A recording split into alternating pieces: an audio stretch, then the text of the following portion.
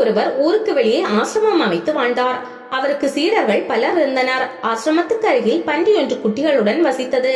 சீடர்கள் அதை துரத்த முயற்சித்தும் அது அசையவில்லை. பரவாயில்லை, பன்றி இருந்துவிட்டு போகட்டும், அதுவும் கடவுளின் படைப்புதானே என்றார் துறவி. காலம் நகர்ந்தது. தினமும் சீடர்களுடன் துறவி ஆற்றுக்கு குளிக்க செல்வார். அப்போது பன்றியை பார்த்து கொண்டே செல்வார். அவ்வப்போது பன்றிக்கு உணவளிக்க சொல்வார் துறவி. வயதான பின்னர் ஒரு நாள் நோய்வாய்ப்பட்டார். மரணம் நேரப் போவதையும் அடுத்த பிறவியில் ஆசிரமத்திற்கு அருகில் உள்ள பன்றி கூட்டத்தில் பிறக்கப் போவதையும் ஞான திருஷ்டியால் அறிந்தார். இறக்கும் நேரம் நெருங்கியது. அப்போது சீடனிடம், நான் இன்றிரவு இறப்பேன். அருகில் வசிக்கும் பெண் பன்றியின் கருவில் நுழைந்து குட்டியாக பிறப்பேன். நீ அதை கண்காணித்துக்கொள். பிறக்க போகும் குட்டியை 3ஆம் நாளன்று கொன்றுவிடு. இந்த வாய்ப்பின் மூலம் பன்றியின் வாழ்க்கையை 2 நாளாவது வாழ்ந்து பார்க்கிறேன் என்றார்.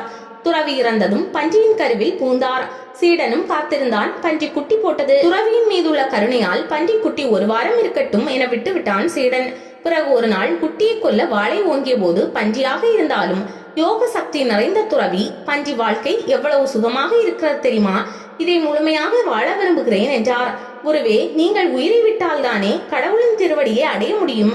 பன்றி வாழ்க்கையை போல் கடவுளின் திருவடி சுகமாக இருக்குமா?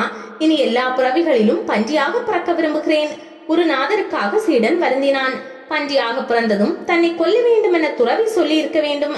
2 நாள் பன்றியாக வாழ்ந்து பார்க்கலாம் என சொன்னதால் தான் அதில் பற்று வந்துவிட்டது. ஆம், துறவியின் கதையில் வாழ்வின் உண்மை ஒளிந்திருக்கிறது.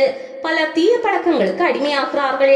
அதில் அப்படி என்னதான் சுகம் இருக்கிறது என பார்க்கும் ஆர்வத்தில் பழகிவிட்டு சிக்கலில் மாட்டுகிறார்கள். திருட்டு, லஞ்சம், விபச்சாரம், திருமணத்திற்கு புறமான உறவுகள் என அனைத்தையும் ஒரு முறையாவது அனுபவிக்க பலர் விரும்புகிறார்கள். அது துறவி 2 நாள் பன்றியாக வாழ்ந்த கதைதான். பன்றியாக இல்லாத வரைக்கும் தான் பன்றி மீது அருவருப்பு ஏற்படும்.